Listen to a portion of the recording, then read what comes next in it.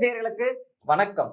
தமிழக அரசியல் ரொம்ப சூடு பிடிக்க ஆரம்பிச்சிருக்கு. என்ன நடக்குதுன்னா தமிழக அரசியல் பரபரப்பா இருக்கு. அதாவது ஒரு வருஷம் வந்துட்டு தமிழக வெற்றி கழகம் வந்துட்டு என்ன மாதிரி பயணிச்சதுன்னு தெரியல. ஆனா இந்த சில தினங்கள்ல பார்த்தா ரொம்பவே பரபரப்பா ரொம்ப ஆக்டிவ் ஆயிட்டாங்களோ அப்படின்னு தான் நம்ம இப்போ பார்க்கணும். தமிழக வெற்றி கழகத்தை பொறுத்து ஒரு வருஷம் நடந்துருச்சு. ஆனா கட்சியில வந்து மிகப்பெரிய விஜயை தவிர வேற பேசும் முகங்கள் இல்ல. ஆமா, அது ஒரு டாக் இருந்தது இல்லையா?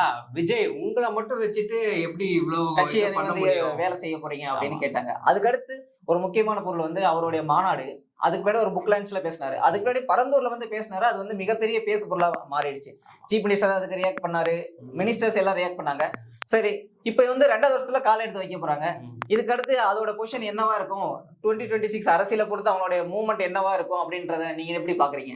அதான் இது ஒரு நல்ல ஒரு 2026ல வந்துட்டு அவங்க நல்ல ஒரு நகர்வை தான் நடத்திட்டு இருக்காங்கன்னு. ஏன்னா இன்னைக்கு நடக்கிறதுல பார்த்தா அப்படிதான் தெரியும். கண்டிப்பா. ஏன்னா ஒரு ரொம்ப திமுகவுக்கு அண்ட் விசிகால முக்கிய பொறுப்புல இருந்த ஆதவ அர்ஜுனா அவங்க வந்துட்டு இவங்களுக்கு வந்ததே ஒரு பெரிய பலம். ஆதவ அர்ஜுனா எப்படி பாக்குறீங்கன்னா?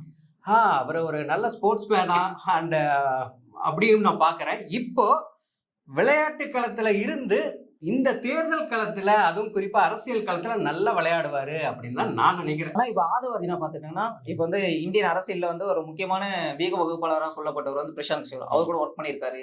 2019 எலெக்ஷன், 2021 எலெக்ஷன்ல டிஎம்கே சைட்ல இருந்து பேக் சைட்ல இருந்து எலெக்ஷன்ஸ் ஒர்க் பண்ணிருக்காரு. அதுக்கடுத்து விசிகல் ஜாயின் பண்றாரு.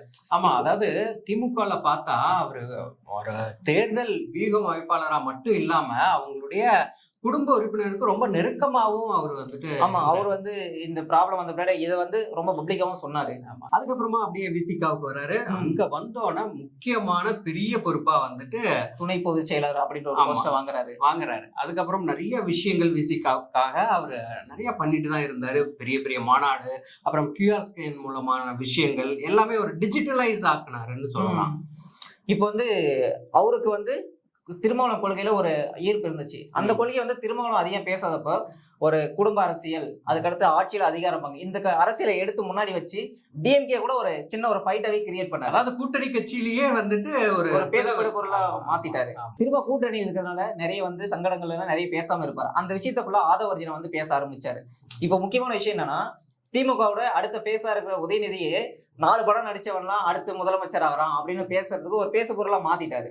அது இல்லாம குடும்ப ஆட்சி தான் இங்க நடக்குதுன்னு ஓப்பனா நிறைய விஷயத்துல பேச ஆரம்பிச்சதுனால அங்க ஒரு கிளாஷே உருவாயிடுச்சு. இப்போ வந்து அந்த கூட்டணி வந்து ஸ்ட்ராங்கா இருக்கிறத டிஎம்கே சொல்லிட்டு இருக்காங்க.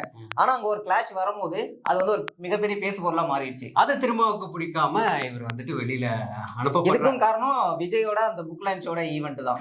கரெக்ட். அதுக்கப்புறமா அப்பவே வந்துட்டு சொல்லிட்டு இருந்தாங்க இல்லையா, இவர் வந்துட்டு விஜய் கூட இணையலாம் அப்படின்னு சொல்லிட்டு இருந்தாங்க. அதே மாதிரி இப்போ நடந்திருக்கு. இதை எப்படி பாக்குறீங்க? ஆதவ அர்ஜுனா வந்துட்டு விஜய் கூட இணைந்தது வந்துட்டு என்ன மாதிரியான மாற்றத்தை ஏற்படுத்தணும்னு நினைக்கிறீங்க? இவங்க 2 பேரும் செய்யறதுல ஒரு முக்கியமான விஷயம் என்னன்னா, 2 பேத்துக்கும் ஒரு முக்கியமான 2 பாயிண்ட்ல வந்து ஜாயிண்ட் ஆகுறாங்க. ஒன்னு வந்து ஆன்டி டிஎம்கே அப்படின்ற ஸ்டாண்ட், இன்னொன்னு வந்து ஆன்டி பிஜேபி அப்படின்ற ஸ்டாண்ட். இந்த 2 ஸ்டாண்ட்லயுமே 2 பேத்துக்கும் ஒரு கோரான ஒரு ஜாயினிங் ஃபோர்ஸஸ் இருக்கு. இந்த இடத்துல வந்து இவங்க 2 பேருமே இதே அரசியல் பேசுறதுனால அவங்களுக்கு ஒரு ஸ்ட்ராங்கான பாண்ட் உருவாக்குறதுக்கு ரொம்ப வாய்ப்பு இருக்கு. அது இல்லாம நம்ம விஜயோட கட்சியை எடுத்துக்கிட்டா, விஜய் கட்சியில வந்து விஜயை தவிர ஒரு முக்கியமான ஃபேஸே இல்ல அப்படின்னு சொல்லலாம். ரொம்ப நாளா அப்படிதான் சொல்லிட்டு இருந்தாங்க. இந்த கடந்த ஒரு வருஷமா அப்படிதான் பேசிட்டு இருந்தாங்க. இப்போ அதுக்கெல்லாம் முற்றுப்புள்ளி வைக்கிற வகையில அடுத்தடுத்ததான் வந்துட்டு இருக்காங்க. அடுத்த ஒரு நபரை நம்ம சொல்லியே ஆகணும், சிடி நிர்மல். அவங்க பாத்தீங்க அப்படின்னா, அதாவது இப்ப எதுல இருந்தாங்க, அதிமுகல இருந்தாங்க. ஆனா பிஜேபியில அவர் பண்ண விஷயம் ரொம்ப ஆமா சோசியல் மீடியால பிஜேபிக்கு ஒரு மிகப்பெரிய பிரசன்ஸ் உருவாக்குறதுல அவருக்கு மிகப்பெரிய ரோல் இருக்கு. ஆனா அங்கிருந்து ஏன் வெளில வந்தாருன்னு தெரியுமா தம்பி? சரி, அது வந்து அவருடைய பர்சனல் ஃபைட் வித் அண்ணாமலைன்னு சொல்லலாம். இல்ல, ஓப்பனாவே அறிக்கை விட்டுட்டு தானே வந்தாரு. அது என்ன இது இல்லையா? அவருக்கு கீழே நான் வேலை செய்ய மாட்டேன் அப்படின்னு சொல்லி வெளியில வந்தாரு. வந்துட்டு அதிமுகவுக்கு போனாரு. அங்க என்ன நடந்தது? நல்ல ஒரு பொறுப்பு கிடைக்கும் அப்படின்னு நம்பி வந்தாரு. ஆனா அப்படி நடக்கல இல்லையா?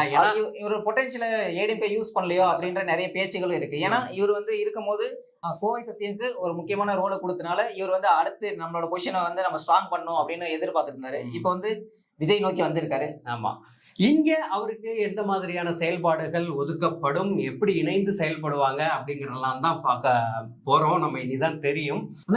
இவங்க 2 பேரும் இல்லாம ஒரு முக்கியமான இன்னொருத்தரோட பேரும் வந்து அடிபட்டுட்டே இருக்கு. அவங்க யாருன்னா நாம் தமிழரோட காளியம்மா. ஆமா, காலையில இருந்து அவங்க வந்துட்டு விஜய் அவருடைய கட்சியில இணைய போறாங்கன்னு சொல்லிட்டு இருந்தாங்க.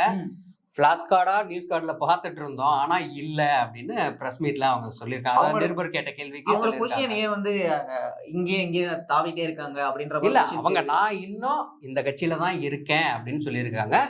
இனி இங்கே தொடருவீங்களா அப்படின்னு கேட்டதுக்கு தான் அதுக்கு பதில் சொல்லாம போயிருக்காங்க. அதனால இருப்பாங்களா இல்ல போவாங்களா அப்படிங்கிறது இனிதான் நம்ம பொறுத்திருந்து தான் பார்க்கணும். காளியம்மாள் வந்து நாம் தமிழர் ஒரு முக்கியமான பொசிஷன் போகும் அப்படின்னு நினைச்சிட்டு இருந்தாங்க. சோ அந்த ஒரு அதிருப்திலே இருக்காங்க. இதுக்கு முன்னாடி அவங்க என்ன பொசிஷன் எடுக்க போறாங்கன்னு நம்ம எல்லாம் பார்த்துட்டு இருக்கோம். ஆமா, வெயிட் பண்ணுவோம் என்ன நடக்குதுன்னு பார்ப்போம். சரி, அடுத்ததா பாத்தீங்கன்னா இப்போ ஓராண்டு விஜய் கட்சி ஆரம்பிச்சு முடிய போகுது. பிப்ரவரி 2 வந்தா செகண்ட் இயர்ல அடி எடுத்து வைக்கிறாங்க. அவர் வந்துட்டு மார்ச்ல இருந்து என்ன பண்ண போறாரு, நடைப்பயணம் அப்படிங்கிற மாதிரி சொல்றாங்க. அதாவது மக்களை சந்திக்க போறாரு.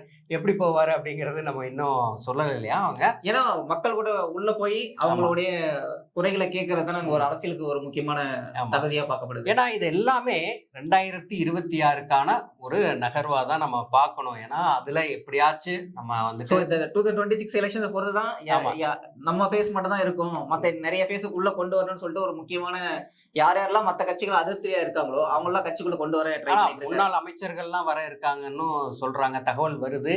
எல்லாம் என்ன நடக்குது அப்படின்னு பார்ப்போம். ஏன்னா சினிமால மட்டும் இல்லாம அரசியல் கட்சியில முன்னாள் அமைச்சர்கள் இன்னும் முக்கிய பொறுப்புல இருக்கிறவங்க எல்லாம் வேற கட்சியில இருந்து விஜயை நோக்கி வரப்போறாங்க. அப்ப விஜய் வந்துட்டு ஒரு காந்தமா செயல்பட்டு இருக்காரு தமிழகத்துல, தமிழக அரசியல்ல அப்படின்னு தான் நினைக்கிறேன் நான். இப்ப விஜய் நோக்கி நிறைய முக்கியமான தலைவர்கள் இங்க வராங்கல்ல, இது மத்த கட்சிகளுக்கு எந்த ஒரு இம்பாக்ட் ஏற்படுதுன்னு நினைக்கிறீங்க? கண்டிப்பா அது ஒரு பெரிய பாதிப்பை வந்துட்டு முக்கியமா இப்ப ஆளும் கட்சிக்கு கண்டிப்பா அது பாதிப்பா இருக்கும். ஏன்னா 2026ல இவங்களோட ஒரு கூட்டணி அமைஞ்சது அப்படின்னா விஜய் அவர்கள் திமுகவுடைய ஓட்டையும் சீமான் அவங்களுடைய ஓட்டையும் கண்டிப்பா பிரிக்கிறதுக்கு அதிக வாய்ப்பு இருக்கு. ஏன்னா டிஎம்கேவோட ஒரு முக்கியமான பேச வந்து அடிச்சு உழைச்சதுல வந்து ஆதவர்ஜனுக்கும் ஒரு ரோல் இருக்கு, விஜய்க்கும் ஒரு ரோல் இருக்கு. ஏன்னா குடும்ப ஆட்சி அப்படின்னு பேசுறாங்க, அதுக்கு அடுத்து ஊழல் ஆட்சின்னு பேசுறாங்க. சோ இது ஒரு முக்கியமான பேசு பொருளா மாறப்போகுது. இதுக்கு அடுத்து வந்து நாம் தமிழரும் ஒரு மிகப்பெரிய பேசு பொருளா இருக்கு, பெரியார் சர்ச்சையெல்லாம் போயிட்டு இருக்கு. சோ இவங்களும் விஜய் நோக்கி வர்றது வந்து விஜய்க்கு ஒரு மிகப்பெரிய அட்வான்டேஜஸா இருக்கு. ஆனா இந்த ரெண்டு கட்சி இல்லாம தமிழ்நாட்டுல இன்னும் 2 முக்கியமான கட்சிகள் வந்து ஏடிஎம்கே அண்ட் பிஜேபி. இவங்களுக்கு வந்து விஜயோட வளர்ச்சி வந்து எந்த ஒரு இம்பாக்டை ஏற்படுத்தும் அப்படின்னு நினைக்கிறீங்க? கண்டிப்பா, குறிப்பா நம்ம அதிமுகவை எடுத்துக்கிட்டா அவங்களுடைய கூட்டணியில இருக்கிற நம்ம தேமுதிக இருக்காங்க இல்லையா, தேமுதிக வந்துட்டு ரொம்பவே விஜயகாந்த் அவர்களுக்கும் விஜய் அவர்களுக்கும் ரொம்ப இது இருக்கு. அதே தான் இப்போ பிரேமலதா விஜயகாந்த் அவர்களும் விட்டு கொடுக்காம பேசுறாங்க. ஆமா, அதனால அவங்களும் விஜய பக்கம் போறதுக்கு வாய்ப்பு இருக்கு அப்படிங்கறத பார்க்கப்படும். அதே மாதிரி இந்த சைடு நம்ம பார்த்துட்டா நம்ம பிஜேபியுடைய கூட்டணியில பாமக அவங்களுக்கு வந்துட்டு வட தமிழகத்துல நல்ல ஒரு ஓட்டு வங்கி அவங்க வச்சிருக்காங்க. இருந்தாலும் அவங்களுடைய நிலைப்பாடு 2026ல இதே கூட்டணியில தொடருமா அப்படின்னா அது வந்துட்டு கேள்விக்குறிதான். ஏன்னா இப்ப ரீசெண்டான ஒரு பிரஸ் மீட்ல கூட வந்து அண்ணாமலையை வந்து விமர்சிச்சிருக்காரு அன்புமணி. சோ அவங்களுக்கும் ஒரு வட தமிழ்நாட்டுல ஒரு மிகப்பெரிய ஹோல்டு இங்க இருக்கு. சோ அவங்களும் மூவ் ஆகிறதுக்கு விஜயை நோக்கி போறதுக்கு வாய்ப்பு. விஜய் வந்து இன்னொரு முக்கியமான விஷயம் வைக்கிறார் வந்து ஆட்சியிலும் பங்கு அப்படின்றது. சோ இந்த மாதிரி சின்ன சின்ன கட்சிகள் இருக்காங்களா பிஜேபி கூட, அவங்களுக்கு வந்து இது ஒரு மிகப்பெரிய ஆஃபராகவும் இருக்கும். அதே மாதிரி காங்கிரஸ்ல பாத்தீங்கன்னா செல்வ பெருந்தகை ராகுலும் விஜயும் வந்துட்டு போன்ல பேசிக்கிட்டாங்க. நிறைய அது ஒரு மிகப்பெரிய பேசு பொருளாக இருக்கு. ஏன்னா டிஎம்கே கூட்டணியில காங்கிரஸ் இருக்காங்கன்னு ரொம்ப ஸ்ட்ராங்கா இருக்காங்கன்னு நிறைய பேர் சொல்லிட்டே இருக்காங்க. ஆனா செல்வ பெருந்தகையும் ராகுலும் என்ன சொல்றாங்கன்னா நாங்க விஜய் கூட அப்பப்போ பேச்சுவார்த்தையில இருக்கோம் அப்படின்னு பேசி. ஆக மொத்தம் என்ன தெரியுதுன்னா தமிழகத்துல எல்லா கட்சிக்காரங்களும், அதாவது தேசிய கட்சி முதற்கண்டும் விஜய வந்துட்டு டார்கெட் பண்றாங்க. அவரு நம்ம கூட இருக்கணும்னு நினைக்கிறாங்க. எல்லாரோட பார்வை விஜய் நோக்கி தான் இருக்கு அப்படின்ற ஒரு முக்கியமான இடத்துல விஜய் இருக்காரு. ஆனா இப்ப சிடி நிர்மல்குமார் எடுத்துக்கிட்டா அவருடைய ஸ்ட்ராங்கஸ்ட் ஹோல்டு வந்து சவுத் தமிழ்நாடுன்னு சொல்லுவாங்க. அவர் வந்து உசிலம்பட்டியை சேர்ந்தவர். இப்ப வந்து மதுரை, சிவகங்கை, தென்காசி இந்த ஏரியால வந்து அவருக்கு ஒரு முக்கியமான ஹோல்டு இருக்குல்ல, இது வந்து விஜய்க்கு டிரான்ஸ்பர் ஆக முக்கியமான வாய்ப்புகள் இருக்கு. கண்டிப்பா அதனாலதான் விஜய் அவர்கள் நார்த் அண்ட் சவுத் ரெண்டையும் கவர் பண்ற மாதிரி 2 ஒரு பில்லரை வந்துட்டு எடுத்திருக்காரு, சூஸ் பண்ணிருக்காரு அப்படின்னு தான் சொல்லணும். பாப்போம் 2026ல எந்த மாதிரியான விஷயங்கள் நடக்க போகுது, விஜய் அவர்கள் தலைமையில ஒரு கூட்டணி அமையுமா, இதெல்லாம் நம்ம பொறுத்திருந்து பார்க்க வேண்டிய ஒரு நிலைமையில தான் நம்ம இருக்கோம். சரி, தொடர்ந்து இந்த மாதிரி நிறைய விவாதங்களை நம்ம விவாதிப்போம் தம்பி. ஓகேவா? ஓகே, நன்றி, வணக்கம். நன்றி.